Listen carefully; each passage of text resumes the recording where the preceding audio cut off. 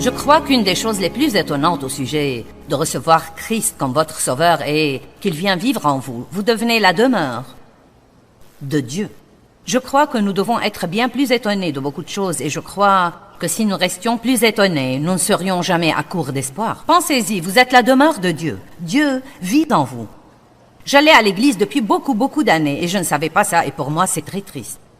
J'allais à l'église, je servais à l'église, mon mari était ancien à l'église et je n'ai jamais su que Christ vivait en moi. J'avais toujours l'impression que j'essayais de saisir quelque chose et je me rappelle un matin, après que Dieu ait touché ma vie en 1976 et qu'il m'ait donné une grande faim pour la parole et j'avais commencé à étudier la parole et je crois que je donnais une petite étude de Bible à la maison à ce moment-là. Un matin, je priais, je me peignais dans la salle de bain et j'ai dit, Dieu, j'ai toujours l'impression que j'essaye de te saisir et je ne peux pas tout à fait y arriver. Et je me rappelle que le Seigneur m'a dit, tu cherches à l'extérieur, tu dois chercher à l'intérieur. Vous voyez, je n'ai pas vraiment compris ça, que Dieu était aussi proche de moi que mon souffle et qu'il voulait avoir une étroite communion avec moi et que je n'avais pas besoin d'aller le trouver, qu'il était toujours là et qu'il dit, je ne te laisserai point et je ne t'abandonnerai point. Quand vous recevez Christ, vous le recevez comme votre sauveur, votre ami, votre père, et tout ce dont vous avez besoin vient demeurer en vous en même temps. Et comme je l'ai déjà dit, nous vous avons parlé ce soir de donner votre vie à Christ, et je crois que c'est très important. Je crois que tant de gens pensent que le christianisme est « je crois en Jésus et je vais à l'église ». Je crois en Jésus et je vais à l'église, et j'essaye d'être bon. Tant et tant de gens essayent d'être bons. Ils croient qu'il s'agit d'essayer d'être bon. Et vous dites, Joyce, nous ne sommes pas censés essayer d'être bons. Le point essentiel, c'est que vous pouvez essayer jusqu'à ce que vous mouriez. Et vous ne pourrez toujours pas être bon à moins que la bonté elle-même ne vive en vous. Nous n'avons pas de bonté sans lui. Dieu seul est bon. Et avant qu'il ne vienne nous changer et nous transformer de l'intérieur, et qu'il ne nous donne une nouvelle volonté, même si nous nous débrouillons pour faire quelque chose d'un peu bon, ce serait ce que la Bible appelle une œuvre de la chair. Et ce ne serait toujours pas agréable à Dieu, car le seul moyen de lui être agréable est par Christ. Tout doit être par lui. Dieu est le centre de l'être du croyant. Il doit être notre centre. Il doit être le centre de tout ce que nous faisons. Laissez-moi vous dire quelque chose. Dieu ne veut pas que vous le mettiez dans une petite boîte et le sortir pour 45 minutes ou 1 heure le dimanche matin. Il veut être à la tête de toute la maison. Il veut être impliqué dans tous les aspects de votre vie. Il veut devenir un avec vous. Vous êtes en lui et il est en vous. Jésus dit des choses étonnantes. Il dit, moi et le Père sommes un. Et vous diriez, oui, mais c'était Jésus. Mais vous devez vous rappeler qu'il a revêtu l'humanité et qu'il est venu sur terre et qu'il était essentiellement un homme rempli de Dieu, comme nous pouvons l'être quand nous recevons Christ comme notre Sauveur. Il n'était pas obligé de faire ce qu'il a fait, mais il est venu ici-bas et l'a fait pour nous. Il a pris nos péchés, il a payé notre pénalité, il a souffert dans son humanité, il a expérimenté la tentation. Il a traversé tout ce que nous traversons sans commettre de péché. Par conséquent, il était qualifié pour mourir sur la croix et condamner le péché dans la chair pour qu'elle n'ait plus de pouvoir sur nous. Il dit, moi et le Père sommes un. Et écoutez ceci, je ne dis que ce que j'entends mon père dire. J'ai encore un long chemin à faire. Quelqu'un d'entre vous a dit aujourd'hui quelque chose que Dieu n'a pas dit et ne dirait pas. Je ne fais que ce que je vois mon père faire, a-t-il dit. Oui, tu as dit juste, Sir Joyce. Mon Seigneur, je veux que vous preniez ça au sérieux ce soir. C'est drôle en un sens quand je dis, est-ce que quelqu'un a dit quelque chose aujourd'hui que Dieu ne dirait pas? Et nous savons tous que nous avons probablement fait ça, mais je voudrais que nous prenions la chose au sérieux et que nous disions, j'ai fait ça, mais je voudrais arriver au point où je ne le fais pas. Je veux devenir un avec Dieu, je veux ressembler davantage à Dieu. Je veux communiquer avec lui tout le temps, je veux savoir, je veux être vraiment consciente qu'il vit en moi. Je veux que nous soyons imprégnés de cette réalité et que nous sachions immédiatement, Dieu est en moi, je n'ai pas besoin d'aller le trouver. Il n'est pas parti parce que j'ai fait une erreur ou que j'ai fait quelque chose de mauvais. Il est ici tout le temps. Regardons Jean chapitre 17, 10. Nous te rendons grâce, Père, pour la parole ce soir et nous savons qu'elle va changer des vies. Amen. Tout ce qui est à moi est à toi. Jésus prie sa célèbre prière dans Jean 17 et dit « Tout ce qui est à moi est à toi, et ce qui est à toi est à moi. » À quel stade en sommes-nous pour être capables de dire « Tout ce qui est à moi est à toi » ? Nous aimons la deuxième moitié. Je parie que je pourrais vous la faire confesser très vite. Tout ce qui est à Dieu est à moi. Oui! Mais Jésus a commencé par dire, tout ce qui est à moi est à toi. Mes pensées, mes attitudes, mes possessions, mon cœur, ma maison, mes divertissements. Tout ce qui est à moi est à toi. J'espère que vous êtes venus ce soir le cœur ouvert, prêt à grandir, car à dire vrai, ça ne sert à rien de faire ça. Hein? Si tout ce que nous allons faire, c'est d'applaudir et de voir la dame à la télé et de rentrer à la maison sans changer. Je serais en train de gaspiller mon temps et je ferais mieux de rentrer à la maison à ce stade de ma vie et de verser mes petits-enfants.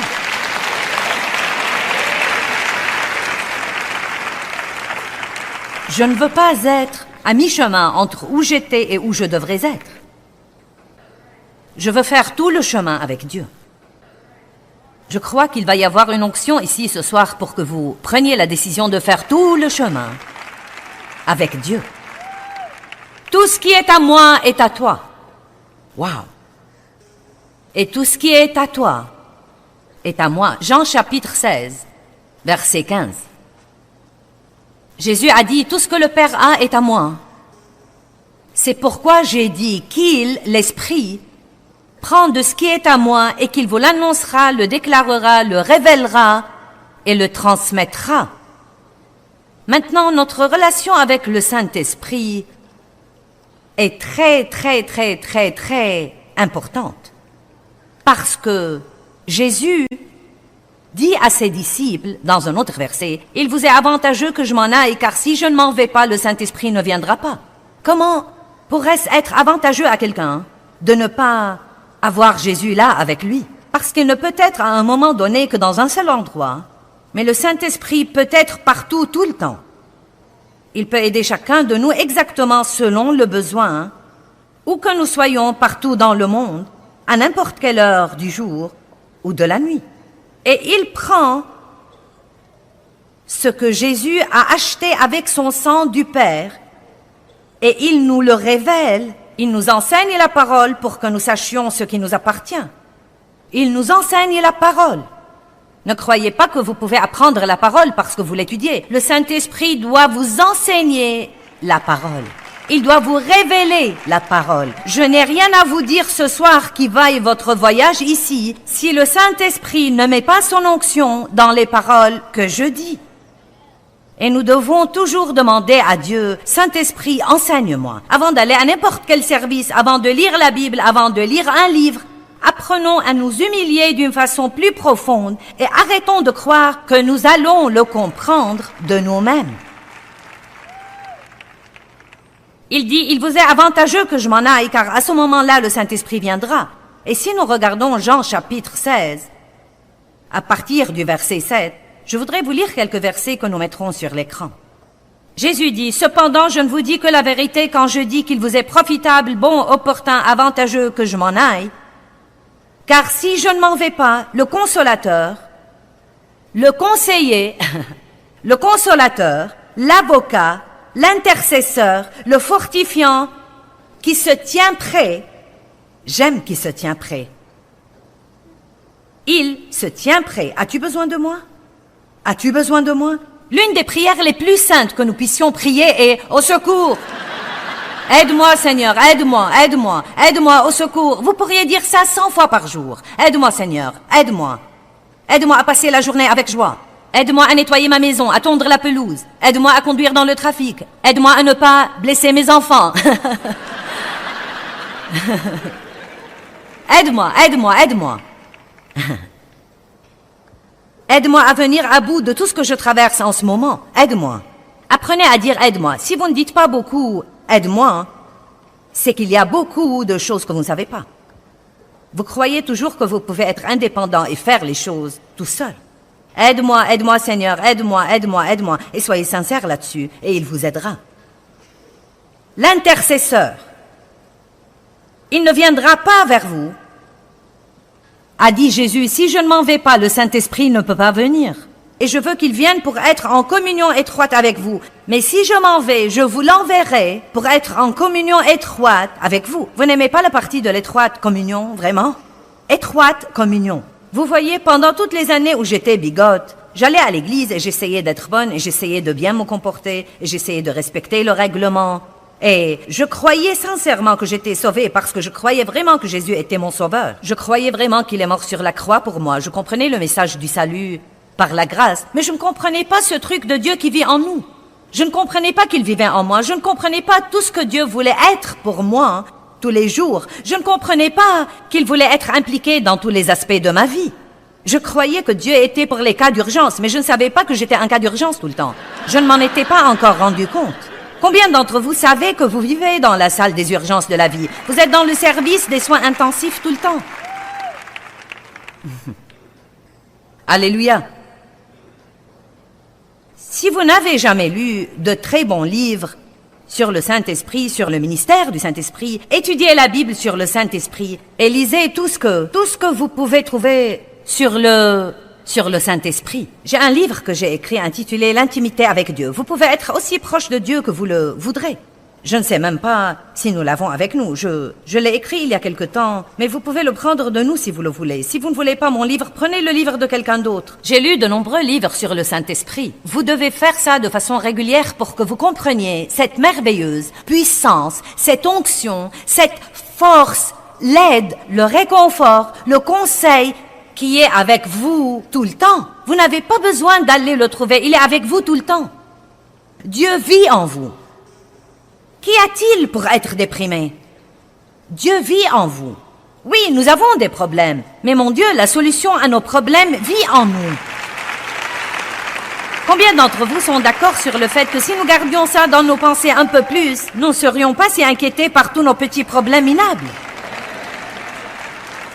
Verset 8. Et quand il sera venu, il convaincra le monde et lui apportera la démonstration en matière de péché et de justice, droiture du cœur et la justification devant Dieu. Soyez toujours, quand le Saint-Esprit vous convainc de péché, soyez-en toujours reconnaissants. Mon Dieu, je me rappelle toutes les années où je péchais sans même savoir que je péchais. J'étais si insensible. Je pouvais être méchante envers les autres sans même savoir que j'étais méchante. Mais maintenant, je ne peux pas faire ça. Si je suis un peu sévère ou un peu impolie avec quelqu'un, non mais je suis convaincue. Et ensuite, je pensais, oh Dieu, encore une chose qui ne va pas chez moi. Mais maintenant, je dis, oh merci Dieu pour ne pas m'avoir laissé tranquille. Soyez contents quand vous recevez la conviction du Saint-Esprit, car vous savez ce que cela veut vraiment dire? Cela veut dire qu'il vous aime trop pour vous laisser tranquille. Cela veut dire qu'il vous aime trop pour vous laisser comme vous êtes. Il se consacre à vous aider à être un avec Dieu.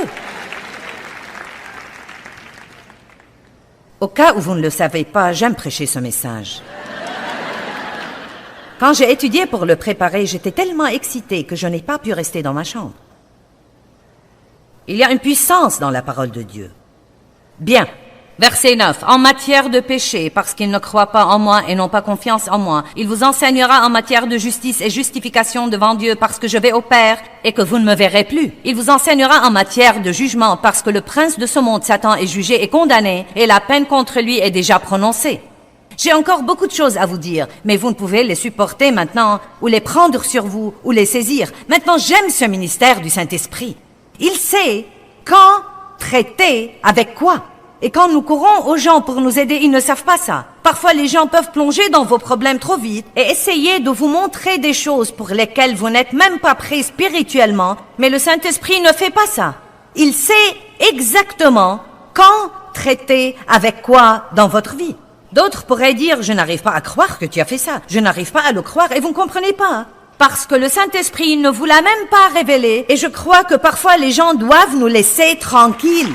Ils ne doivent pas nous dire tout ce que nous devons faire pour leur faire plaisir, pour pouvoir être un bon petit membre d'église. Ils doivent prier pour nous, pour que nous laissions le Saint-Esprit s'occuper de nous. Je ne veux pas dire que nous ne devons jamais prendre une correction des autres. Je ne veux pas du tout dire ça. Mais je veux dire que nous devons commencer à nous fier à Dieu pour faire son travail en nous et nous fier à Dieu pour avoir les solutions dans notre vie. Et vous m'avez déjà entendu dire ça. Quand vous avez un problème, n'allez pas au téléphone, allez au trône.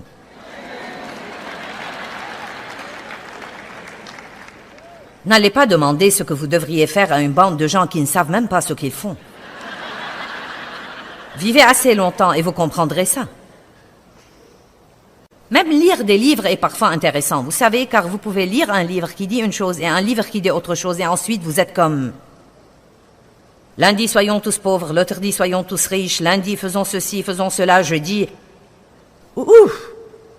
Dieu, pourquoi tu ne me dis pas ce que tu en penses? Bien, donc il dit ensuite, il vous enseignera toute la vérité, il vous conduira, vous mènera et vous guidera dans toute la vérité. Et je prie que le Saint-Esprit utilise ma bouche ce week-end pour vous guider vers un peu plus de vérité pour votre vie. Pour être dans l'union avec Dieu, un mot que nous ne connaissons pas très bien. Cela veut dire être un avec lui, être d'accord avec lui. Être dans l'union, dans la pensée, les paroles, les motifs, les actes et les désirs. Christ vient demeurer en vous. Le Saint-Esprit vit dans votre esprit et commence à vous mener et à vous diriger du centre de votre être quand vous êtes régénéré. Ceux d'entre vous qui avez reçu Christ ce soir, je peux vous dire maintenant que vous n'allez plus vous sentir à l'aise pour pécher après ce soir. Donc, à certains égards, vous pouvez devenir plus malheureux. Eh bien, c'est la vérité, car vous faites peut-être des choses auparavant et ce n'était pas un problème pour vous, parce que vous n'aviez pas Dieu en vous pour vous convaincre. Maintenant, vous allez dire, pourquoi ça ne m'amuse plus désormais de traîner dans ce bar et de m'enivrer? Hein? Pourquoi donc je n'aime plus ça, vous savez? Et vos amis diront, qu'est-ce qui ne va pas chez toi? Pourquoi tu ne veux plus sortir et faire la fête désormais? Quel est ton problème? Oh oui, tu te crois meilleur que nous maintenant, et ensuite viennent toutes les critiques et le jugement. Mais s'il vous plaît, comprenez ce soir. Tout ce que Dieu nous mène à faire ou à arrêter de faire, et il y a beaucoup de ça dans notre vie. Combien d'entre vous savent qu'il y a beaucoup de ça dans votre vie? Dieu vous mène à arrêter de faire beaucoup de choses et vous mène à faire beaucoup de choses. Dieu vous met avec d'autres personnes que vous n'auriez jamais pensé que vous allez fréquenter. Quand il fait ça, il n'essaye pas de vous enlever quelque chose ou de vous rendre malheureux. Dieu essaye de vous mener à la meilleure vie qui soit. Vous ne savez pas encore que ça va être la meilleure chose pour vous. Car vous savez, bien que les choses nous fassent du mal et nous détruisent, nous pouvons quand même nous y adonner. Combien d'entre vous savent que vous pouvez vous adonner à des relations absolument malsaines et continuer à nouer les mêmes relations encore et encore et encore? Et parfois vous pensez, quel est mon problème? Pourquoi je continue à faire ça? Eh bien, Dieu essaiera de vous en éloigner, mais vous allez éprouver un sentiment de gêne pendant que cette dépendance est interrompue de votre vie, et ensuite, tout à coup, vous allez vous libérer. Et vous pouvez apprendre à nouer des relations bonnes, super, comme il faut. Donc, Dieu fera pour nous beaucoup de bonnes choses comme ça. Christ a un attrait irrésistible. Il vous attire à lui de plus en plus puissamment. Si vous pouvez imaginer pour un instant que vous êtes avant tout un esprit, c'est la partie de vous que vous ne pouvez pas voir. Et personne n'a pu le voir, mais nous savons qu'il est là. Et il est quelque part là-dedans. Et là-haut. Votre homme spirituel. Donc nous avons une âme. Et notre âme est comme une deuxième couche de notre être. Et ensuite, il y a cette chair, ce corps que nous voyons. Nous sommes esprit, âme et corps. Maintenant, l'esprit est la partie la plus importante de nous. L'esprit et l'âme sont les parties de nous qui vont vivre pour toujours. Le Saint-Esprit passe son temps avec nous, à nous aider à amener notre âme à s'accorder avec notre esprit. Notre corps va revenir aux cendres et à la poussière et vous allez avoir un nouveau corps glorifié. Occupez-vous-en parce qu'il est la demeure où vit Dieu. Vous ne pouvez pas rester sur terre sans lui. Vous devez donc le respecter. Vous devez vous en occuper. Votre corps est le temple du Saint-Esprit. Mais nous vivons à contresens et à l'envers. Nous nous occupons trop de notre corps physique. Laissez-moi dire un mot. Je crois que je devrais m'adresser aux dames, car beaucoup d'hommes ne sont probablement pas comme ça. Mais si vous passiez autant de temps pour vous préparer spirituellement tous les jours que vous le passez pour vous maquiller, pour mettre les boucles d'oreilles, les bijoux, arranger vos cheveux, changer vos vêtements 12 fois. Maintenant, je dis la vérité. N'est-ce pas que je dis la vérité? Si vous passiez, mettons qu'il vous faut 1 heure chaque matin pour vous préparer, pour laver vos cheveux, pour vous coiffer, vous maquiller, mettre toutes les lotions, les crèmes, vous savez, sortir les vêtements, faire que tout soit assorti. Non, ces chaussures ne marchent pas. Peut-être que vous n'êtes pas comme ça. Vous vous levez, vous enfilez quelque chose et partez, mais je ne suis pas comme ça. Et il me faut un certain temps pour avoir l'air comme ça. Faites-moi confiance. Un certain temps. Maintenant, si je passe 7 heures pour essayer d'être comme ça, mais que je ne passe aucun temps ou 5 minutes avec Dieu et que je lance une prière désespérée au ciel, ce ne serait pas difficile de comprendre pourquoi je me sentirais vide et malheureuse, et vous savez, insatisfaite et mécontente. Je serais peut-être mignonne, mais je ne serais pas heureuse. Allez.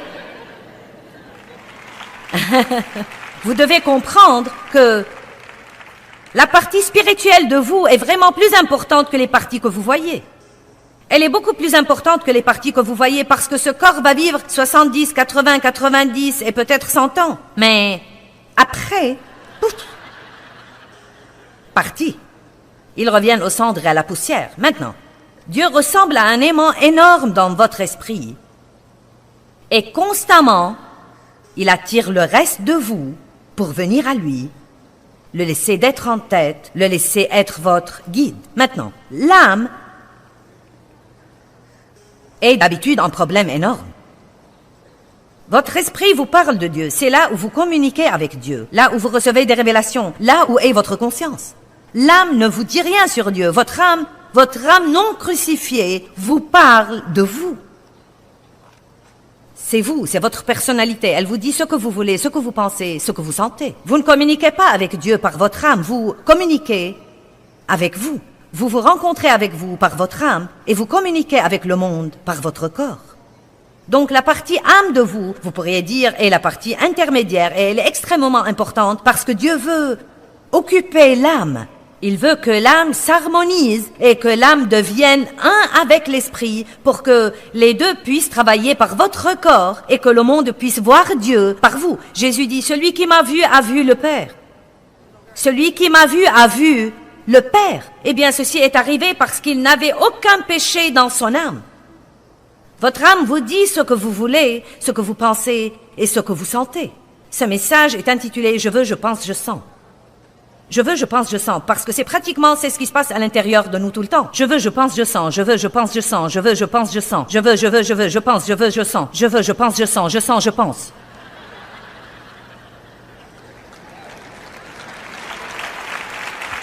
Non mais n'est-ce pas vrai?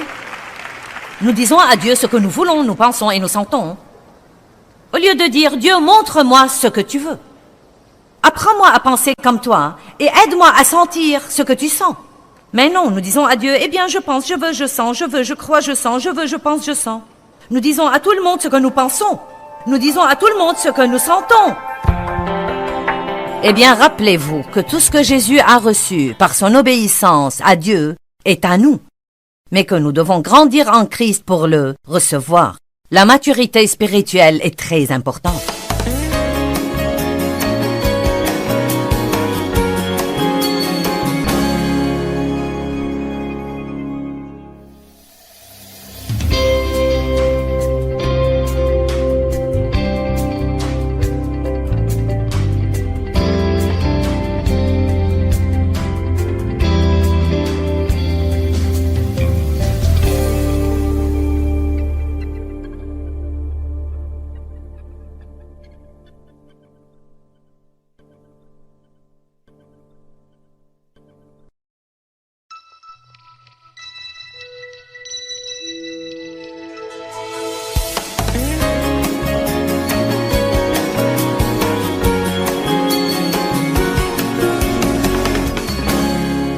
crois qu'une des choses les plus étonnantes au sujet de recevoir Christ comme votre sauveur est qu'il vient vivre en vous. Vous devenez la demeure de Dieu. Je crois que nous devons être bien plus étonnés de beaucoup de choses et je crois que si nous restions plus étonnés, nous ne serions jamais à court d'espoir. Pensez-y, vous êtes la demeure de Dieu. Dieu vit en vous. J'allais à l'église depuis beaucoup d'années et je ne savais pas ça et pour moi c'est très triste. J'allais à l'église, je servais à l'église, mon mari était ancien à l'église et je n'ai jamais su que Christ vivait en moi. J'avais toujours l'impression que j'essayais de saisir quelque chose et je me rappelle un matin, après que Dieu ait touché ma vie en 1976 et qu'il m'ait donné une grande faim pour la parole et j'avais commencé à étudier la parole et je crois que je donnais une petite étude de Bible à la maison à ce moment-là. Un matin, je priais, je me peignais dans la salle de bain et j'ai dit, Dieu, j'ai toujours l'impression que j'essaye de te saisir et je ne peux pas tout à fait y arriver. Et je me rappelle que le Seigneur m'a dit, tu cherches à l'extérieur, tu dois chercher à l'intérieur. Vous voyez, je n'ai pas vraiment compris ça, que Dieu était aussi proche de moi que mon souffle et qu'il voulait avoir une étroite communion avec moi et que je n'avais pas besoin d'aller le trouver, qu'il était toujours là et qu'il dit, je ne te laisserai point et je ne t'abandonnerai point. Quand vous recevez Christ, vous le recevez comme votre sauveur, votre ami, votre père, et tout ce dont vous avez besoin vient demeurer en vous en même temps. Et comme je l'ai déjà dit, nous vous avons parlé ce soir de donner votre vie à Christ, et je crois que c'est très important. Je crois que tant de gens pensent que le christianisme est « je crois en Jésus et je vais à l'église ». Je crois en Jésus et je vais à l'église, et j'essaye d'être bon.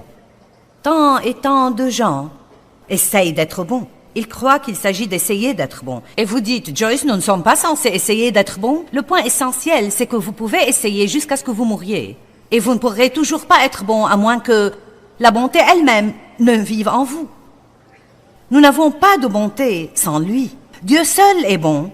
Et avant qu'il ne vienne nous changer et nous transformer de l'intérieur, et qu'il ne nous donne une nouvelle volonté, même si nous nous débrouillons pour faire quelque chose d'un peu bon, ce serait ce que la Bible appelle une œuvre de la chair. Et ce ne serait toujours pas agréable à Dieu, car le seul moyen de lui être agréable est par Christ. Tout doit être par lui. Dieu est le centre de l'être du croyant. Il doit être notre centre. Il doit être le centre de tout ce que nous faisons. Laissez-moi vous dire quelque chose. Dieu ne veut pas que vous le mettiez dans une petite boîte et le sortir pour 45 minutes ou 1 heure le dimanche matin. Il veut être à la tête de toute la maison. Il veut être impliqué dans tous les aspects de votre vie. Il veut devenir un avec vous. Vous êtes en lui et il est en vous. Jésus dit des choses étonnantes. Il dit, moi et le Père sommes un. Et vous diriez, oui, mais c'était Jésus. Mais vous devez vous rappeler qu'il a revêtu l'humanité et qu'il est venu sur terre et qu'il était essentiellement un homme rempli de Dieu, comme nous pouvons l'être quand nous recevons Christ comme notre Sauveur. Il n'était pas obligé de faire ce qu'il a fait, mais il est venu ici-bas et l'a fait pour nous. Il a pris nos péchés, il a payé notre pénalité, il a souffert dans son humanité, il a expérimenté la tentation. Il a traversé tout ce que nous traversons sans commettre de péché. Par conséquent, il était qualifié pour mourir sur la croix et condamner le péché dans la chair pour qu'elle n'ait plus de pouvoir sur nous. Il dit, moi et le Père sommes un.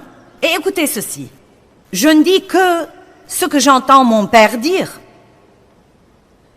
J'ai encore un long chemin à faire. Quelqu'un d'entre vous a dit aujourd'hui quelque chose que Dieu n'a pas dit et ne dirait pas. Je ne fais que ce que je vois mon père faire, a-t-il dit. Oui, tu as dit juste, Sir Joyce. Mon Seigneur, je veux que vous preniez ça au sérieux ce soir. C'est drôle en un sens quand je dis, est-ce que quelqu'un a dit quelque chose aujourd'hui que Dieu ne dirait pas? Et nous savons tous que nous avons probablement fait ça, mais je voudrais que nous prenions la chose au sérieux et que nous disions, j'ai fait ça, mais je voudrais arriver au point où je ne le fais pas. Je veux devenir un avec Dieu, je veux ressembler davantage à Dieu. Je veux communiquer avec lui tout le temps, je veux savoir, je veux être vraiment conscient qu'il vit en moi. Je veux que nous soyons imprégnés de cette réalité et que nous sachions immédiatement, Dieu est en moi, je n'ai pas besoin d'aller le trouver. Il n'est pas parti parce que j'ai fait une erreur ou que j'ai fait quelque chose de mauvais. Il est ici tout le temps. Regardons Jean chapitre 17, 10. Nous te rendons grâce, Père, pour la parole ce soir et nous savons qu'elle va changer des vies. Amen. Tout ce qui est à moi est à toi. Jésus prie sa célèbre prière dans Jean 17 et dit « Tout ce qui est à moi est à toi, et ce qui est à toi est à moi. » À quel stade en sommes-nous pour être capables de dire « Tout ce qui est à moi est à toi » ? Nous aimons la deuxième moitié. Je parie que je pourrais vous la faire confesser très vite. Tout ce qui est à Dieu est à moi. Oui! Mais Jésus a commencé par dire, tout ce qui est à moi est à toi. Mes pensées, mes attitudes, mes possessions, mon cœur, ma maison, mes divertissements. Tout ce qui est à moi est à toi. J'espère que vous êtes venus ce soir le cœur ouvert, prêt à grandir, car à dire vrai, ça ne sert à rien de faire ça. Hein? Si tout ce que nous allons faire, c'est d'applaudir et de voir la dame à la télé et de rentrer à la maison sans changer. Je serais en train de gaspiller mon temps et je ferais mieux de rentrer à la maison à ce stade de ma vie et de verser mes petits-enfants.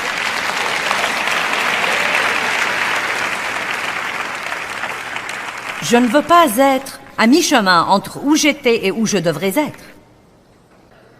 Je veux faire tout le chemin avec Dieu. Je crois qu'il va y avoir une onction ici ce soir pour que vous preniez la décision de faire tout le chemin avec Dieu. Tout ce qui est à moi est à toi. Wow!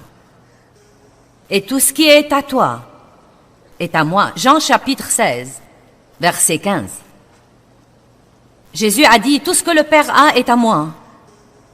C'est pourquoi j'ai dit qu'il, l'Esprit, prend de ce qui est à moi et qu'il vous l'annoncera, le déclarera, le révélera et le transmettra.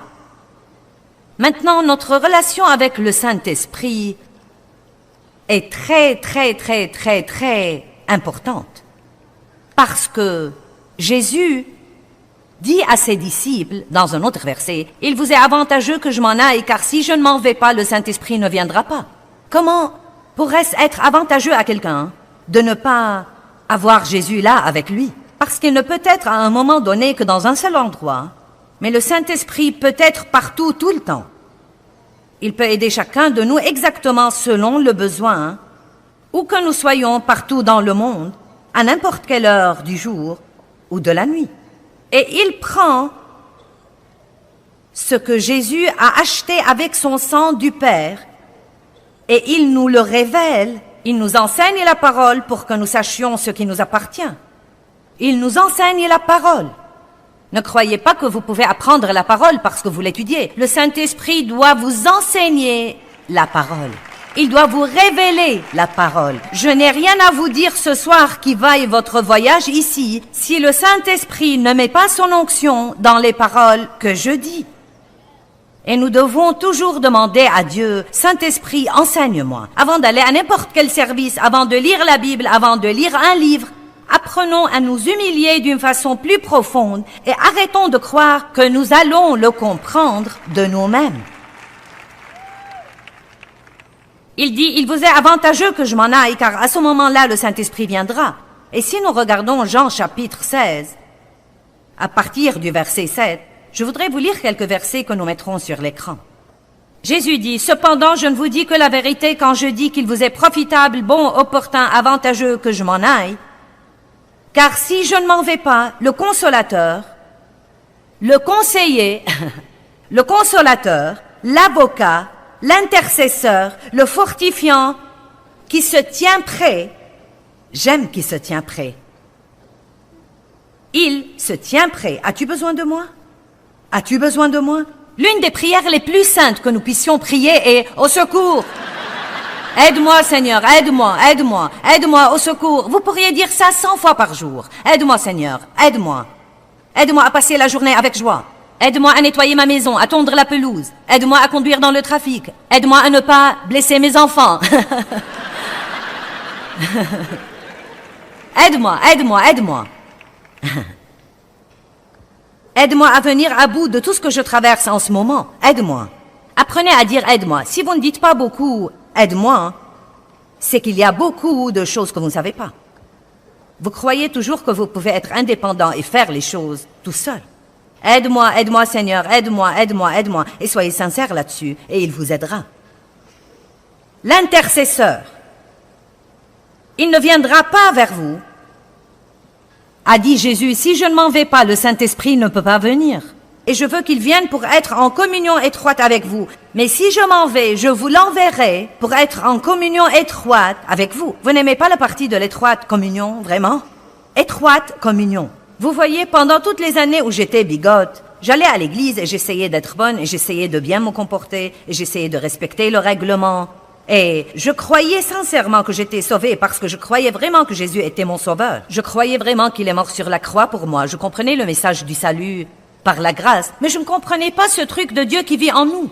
Je ne comprenais pas qu'il vivait en moi. Je ne comprenais pas tout ce que Dieu voulait être pour moi tous les jours. Je ne comprenais pas qu'il voulait être impliqué dans tous les aspects de ma vie. Je croyais que Dieu était pour les cas d'urgence, mais je ne savais pas que j'étais un cas d'urgence tout le temps. Je ne m'en étais pas encore rendu compte. Combien d'entre vous savez que vous vivez dans la salle des urgences de la vie? Vous êtes dans le service des soins intensifs tout le temps. Alléluia. Si vous n'avez jamais lu de très bons livres sur le Saint-Esprit, sur le ministère du Saint-Esprit, étudiez la Bible sur le Saint-Esprit et lisez tout ce que vous pouvez trouver sur le Saint-Esprit. J'ai un livre que j'ai écrit intitulé « L'intimité avec Dieu ». Vous pouvez être aussi proche de Dieu que vous le voudrez. Je ne sais même pas si nous l'avons avec nous. Je l'ai écrit il y a quelque temps, mais vous pouvez le prendre de nous si vous le voulez. Si vous ne voulez pas mon livre, prenez le livre de quelqu'un d'autre. J'ai lu de nombreux livres sur le Saint-Esprit. Vous devez faire ça de façon régulière pour que vous compreniez cette merveilleuse puissance, cette onction, cette force, l'aide, le réconfort, le conseil qui est avec vous tout le temps. Vous n'avez pas besoin d'aller le trouver, il est avec vous tout le temps. Dieu vit en vous. Qu'y a-t-il pour être déprimé?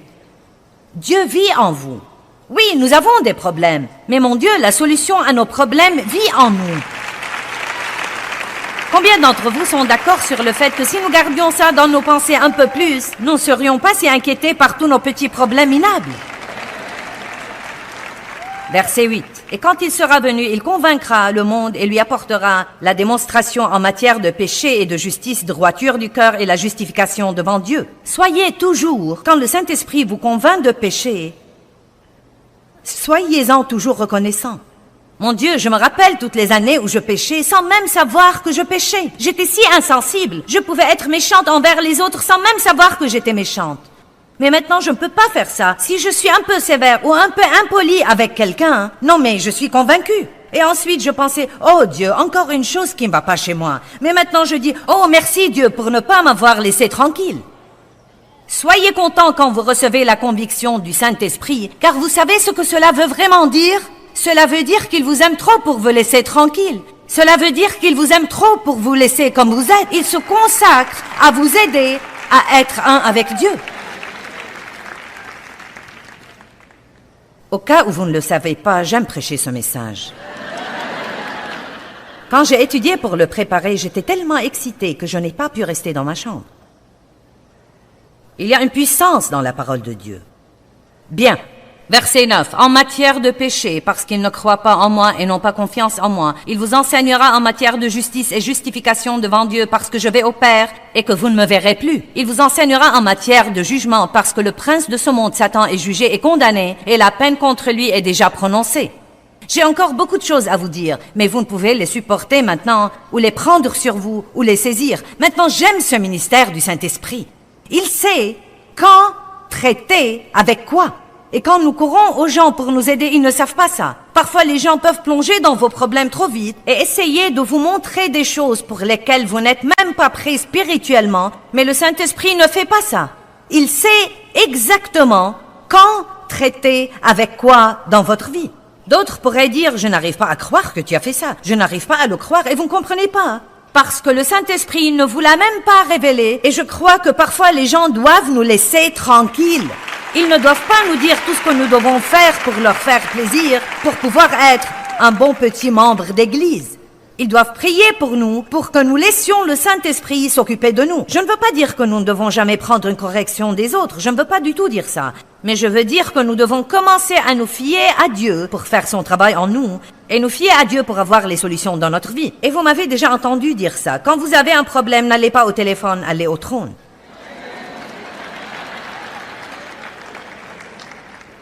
N'allez pas demander ce que vous devriez faire à une bande de gens qui ne savent même pas ce qu'ils font. Vivez assez longtemps et vous comprendrez ça.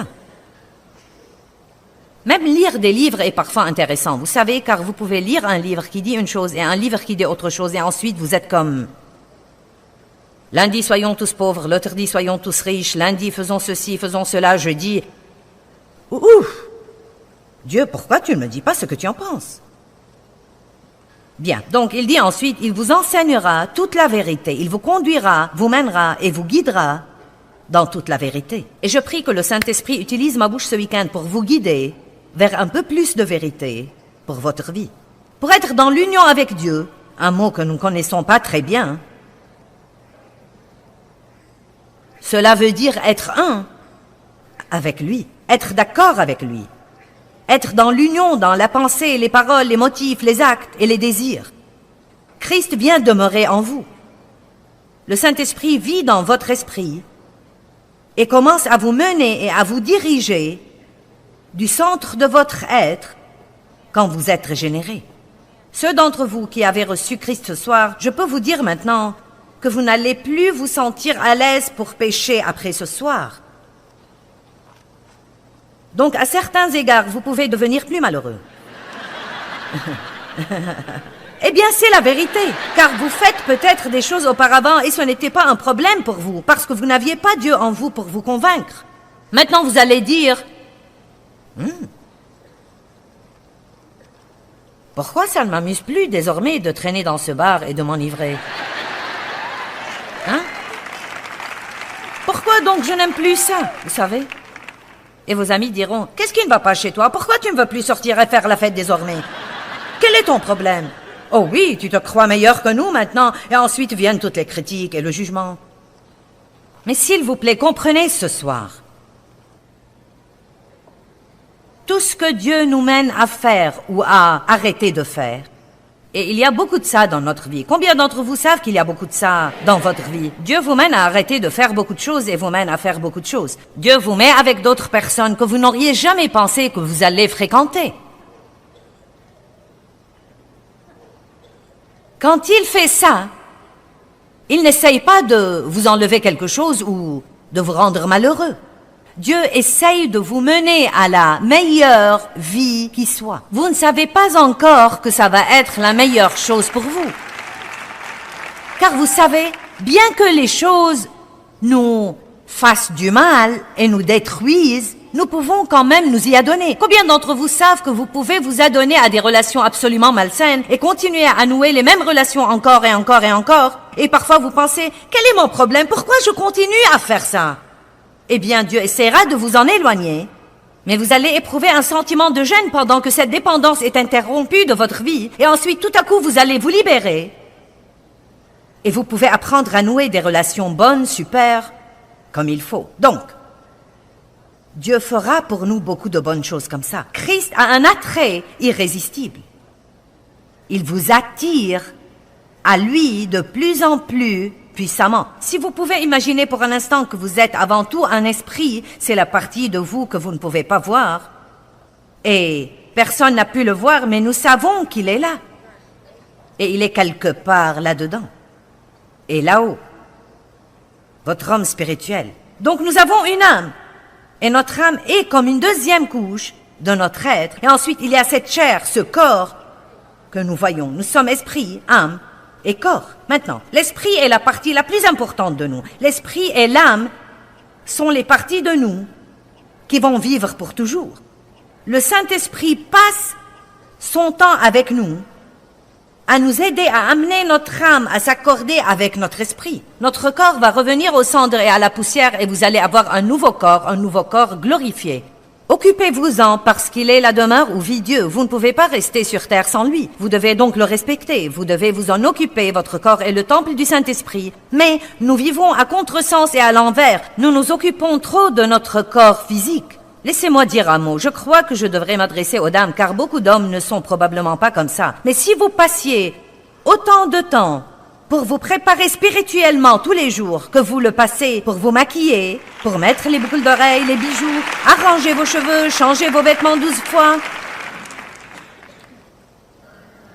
Maintenant, je dis la vérité. N'est-ce pas que je dis la vérité? Si vous passiez, mettons qu'il vous faut 1 heure chaque matin pour vous préparer, pour laver vos cheveux, pour vous coiffer, vous maquiller, mettre toutes les lotions, les crèmes, vous savez, sortir les vêtements, faire que tout soit assorti. Non, ces chaussures ne marchent pas. Peut-être que vous n'êtes pas comme ça. Vous vous levez, vous enfilez quelque chose et partez, mais je ne suis pas comme ça. Et il me faut un certain temps pour avoir l'air comme ça. Faites-moi confiance. Un certain temps. Maintenant, si je passe 7 heures pour essayer d'être comme ça, mais que je ne passe aucun temps ou 5 minutes avec Dieu et que je lance une prière désespérée au ciel, ce ne serait pas difficile de comprendre pourquoi je me sentirais vide et malheureuse, et vous savez, insatisfaite et mécontente. Je serais peut-être mignonne, mais je ne serais pas heureuse. Allez. Vous devez comprendre que la partie spirituelle de vous est vraiment plus importante que les parties que vous voyez. Elle est beaucoup plus importante que les parties que vous voyez parce que ce corps va vivre 70, 80, 90 et peut-être 100 ans. Mais après, pouf, parti. Ils reviennent aux cendres et à la poussière. Maintenant, Dieu ressemble à un aimant énorme dans votre esprit et constamment, il attire le reste de vous pour venir à lui, le laisser d'être en tête, le laisser être votre guide. Maintenant, l'âme est d'habitude un problème énorme. Votre esprit vous parle de Dieu. C'est là où vous communiquez avec Dieu, là où vous recevez des révélations, là où est votre conscience. L'âme ne vous dit rien sur Dieu. Votre âme non crucifiée vous parle de vous.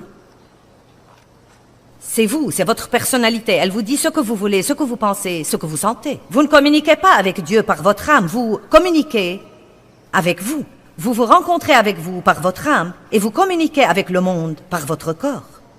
Donc la partie âme de vous, vous pourriez dire, est la partie intermédiaire et elle est extrêmement importante parce que Dieu veut occuper l'âme. Il veut que l'âme s'harmonise et que l'âme devienne un avec l'esprit pour que les deux puissent travailler par votre corps et que le monde puisse voir Dieu par vous. Jésus dit, celui qui m'a vu a vu le Père. Celui qui m'a vu a vu le Père. Eh bien, ceci est arrivé parce qu'il n'avait aucun péché dans son âme. Votre âme vous dit ce que vous voulez, ce que vous pensez et ce que vous sentez. Ce message est intitulé « Je veux, je pense, je sens ». Je veux, je pense, je sens, parce que c'est ce qui se passe à l'intérieur de nous tout le temps. Je veux, je pense, je sens, je veux, je pense, je sens, je veux, je pense, je sens, je veux, je pense, je veux, je sens, je veux, je pense, je sens, je pense.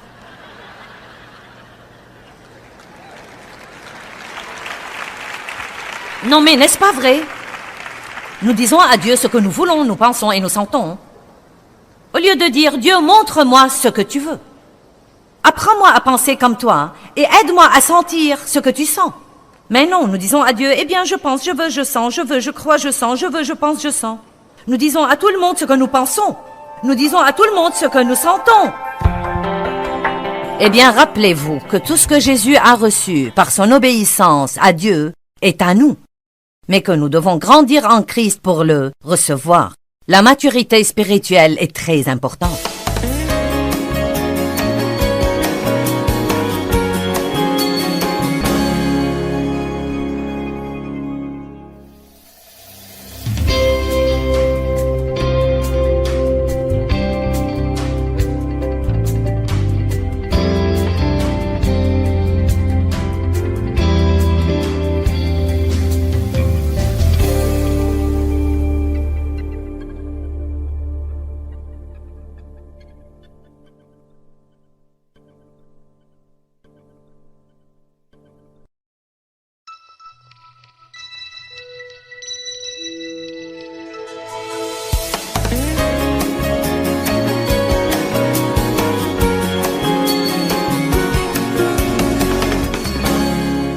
crois qu'une des choses les plus étonnantes au sujet de recevoir Christ comme votre sauveur est qu'il vient vivre en vous. Vous devenez la demeure de Dieu.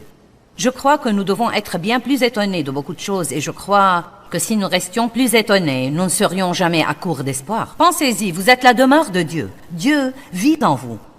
J'allais à l'église depuis beaucoup d'années et je ne savais pas ça et pour moi c'est très triste. J'allais à l'église, je servais à l'église, mon mari était ancien à l'église et je n'ai jamais su que Christ vivait en moi. J'avais toujours l'impression que j'essayais de saisir quelque chose et je me rappelle un matin, après que Dieu ait touché ma vie en 1976 et qu'il m'ait donné une grande faim pour la parole et j'avais commencé à étudier la parole et je crois que je donnais une petite étude de Bible à la maison à ce moment-là. Un matin, je priais, je me peignais dans la salle de bain et j'ai dit, Dieu, j'ai toujours l'impression que j'essaye de te saisir et je ne peux pas tout à fait y arriver. Et je me rappelle que le Seigneur m'a dit, tu cherches à l'extérieur, tu dois chercher à l'intérieur. Vous voyez, je n'ai pas vraiment compris ça, que Dieu était aussi proche de moi que mon souffle et qu'il voulait avoir une étroite communion avec moi et que je n'avais pas besoin d'aller le trouver, qu'il était toujours là et qu'il dit, je ne te laisserai point et je ne t'abandonnerai point.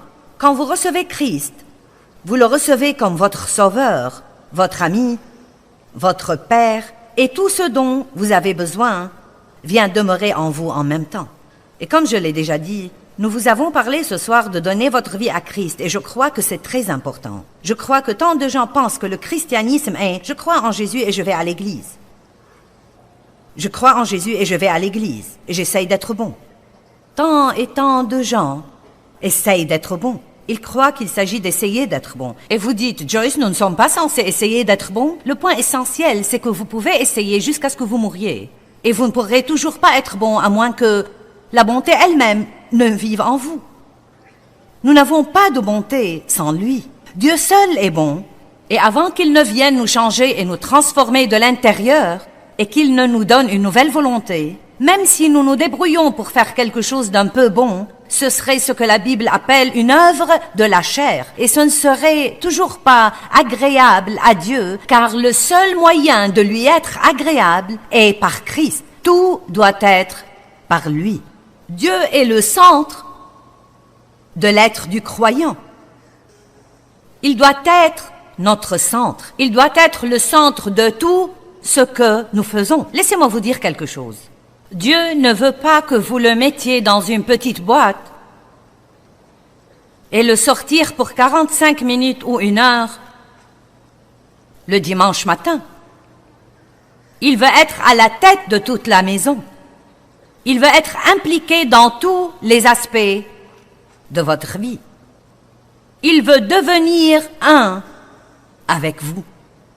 Vous êtes en lui et il est en vous. Jésus dit des choses étonnantes. Il dit, moi et le Père sommes un. Et vous diriez, oui, mais c'était Jésus. Mais vous devez vous rappeler qu'il a revêtu l'humanité et qu'il est venu sur terre et qu'il était essentiellement un homme rempli de Dieu, comme nous pouvons l'être quand nous recevons Christ comme notre Sauveur. Il n'était pas obligé de faire ce qu'il a fait, mais il est venu ici-bas et l'a fait pour nous. Il a pris nos péchés, il a payé notre pénalité, il a souffert dans son humanité, il a expérimenté la tentation. Il a traversé tout ce que nous traversons sans commettre de péché. Par conséquent, il était qualifié pour mourir sur la croix et condamner le péché dans la chair pour qu'elle n'ait plus de pouvoir sur nous. Il dit, moi et le Père sommes un. Et écoutez ceci, je ne dis que ce que j'entends mon père dire. J'ai encore un long chemin à faire. Quelqu'un d'entre vous a dit aujourd'hui quelque chose que Dieu n'a pas dit et ne dirait pas. Je ne fais que ce que je vois mon père faire, a-t-il dit. Oui, tu as dit juste, Sir Joyce. Mon Seigneur, je veux que vous preniez ça au sérieux ce soir. C'est drôle en un sens quand je dis, est-ce que quelqu'un a dit quelque chose aujourd'hui que Dieu ne dirait pas? Et nous savons tous que nous avons probablement fait ça, mais je voudrais que nous prenions la chose au sérieux et que nous disions, j'ai fait ça, mais je voudrais arriver au point où je ne le fais pas. Je veux devenir un avec Dieu, je veux ressembler davantage à Dieu. Je veux communiquer avec lui tout le temps, je veux savoir, je veux être vraiment conscient qu'il vit en moi. Je veux que nous soyons imprégnés de cette réalité et que nous sachions immédiatement, Dieu est en moi, je n'ai pas besoin d'aller le trouver. Il n'est pas parti parce que j'ai fait une erreur ou que j'ai fait quelque chose de mauvais. Il est ici tout le temps. Regardons Jean chapitre 17, 10. Nous te rendons grâce, Père, pour la parole ce soir et nous savons qu'elle va changer des vies. Amen. Tout ce qui est à moi est à toi. Jésus prie sa célèbre prière dans Jean 17 et dit « Tout ce qui est à moi est à toi, et ce qui est à toi est à moi. » À quel stade en sommes-nous pour être capables de dire « Tout ce qui est à moi est à toi » ? Nous aimons la deuxième moitié. Je parie que je pourrais vous la faire confesser très vite. Tout ce qui est à Dieu est à moi. Oui! Mais Jésus a commencé par dire, tout ce qui est à moi est à toi. Mes pensées, mes attitudes, mes possessions, mon cœur, ma maison, mes divertissements. Tout ce qui est à moi est à toi. J'espère que vous êtes venus ce soir le cœur ouvert, prêt à grandir, car à dire vrai, ça ne sert à rien de faire ça. Hein? Si tout ce que nous allons faire, c'est d'applaudir et de voir la dame à la télé et de rentrer à la maison sans changer. Je serais en train de gaspiller mon temps et je ferais mieux de rentrer à la maison à ce stade de ma vie et de verser mes petits-enfants.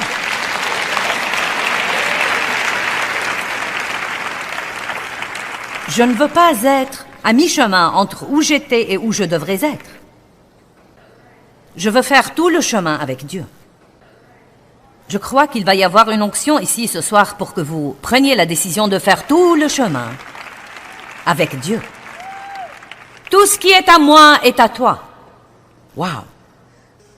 Et tout ce qui est à toi est à moi. Jean chapitre 16, verset 15. Jésus a dit, tout ce que le Père a est à moi. C'est pourquoi j'ai dit qu'il, l'Esprit, prend de ce qui est à moi et qu'il vous l'annoncera, le déclarera, le révélera et le transmettra. Maintenant, notre relation avec le Saint-Esprit est très, très, très, très, très importante. Parce que Jésus dit à ses disciples, dans un autre verset, « Il vous est avantageux que je m'en aille, car si je ne m'en vais pas, le Saint-Esprit ne viendra pas. » Comment pourrait-ce être avantageux à quelqu'un de ne pas avoir Jésus là avec lui? Parce qu'il ne peut être à un moment donné que dans un seul endroit, mais le Saint-Esprit peut être partout, tout le temps. Il peut aider chacun de nous exactement selon le besoin, où que nous soyons partout dans le monde, à n'importe quelle heure du jour ou de la nuit. Et il prend ce que Jésus a acheté avec son sang du Père et il nous le révèle, il nous enseigne la parole pour que nous sachions ce qui nous appartient. Il nous enseigne la parole.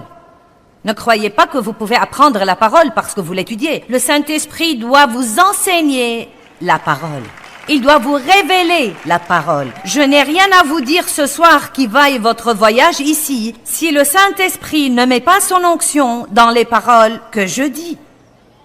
Et nous devons toujours demander à Dieu, « Saint-Esprit, enseigne-moi. » Avant d'aller à n'importe quel service, avant de lire la Bible, avant de lire un livre, apprenons à nous humilier d'une façon plus profonde et arrêtons de croire que nous allons le comprendre de nous-mêmes. Il dit, il vous est avantageux que je m'en aille, car à ce moment-là,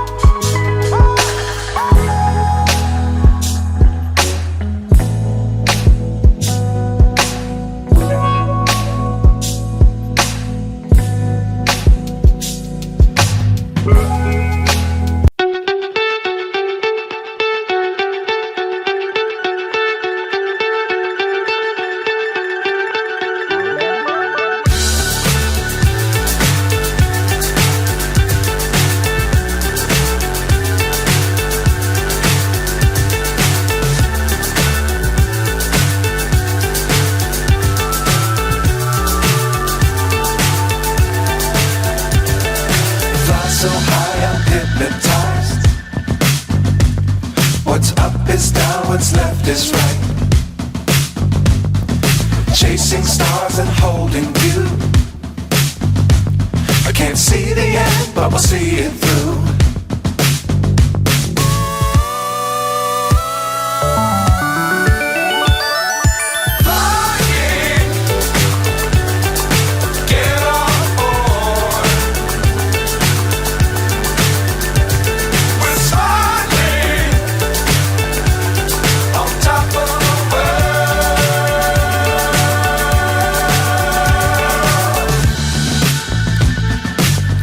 Times don't fly too high. Be sure to keep the ground in sight. Fly forever if you keep it tight. Love the world but keep the sky on your mind.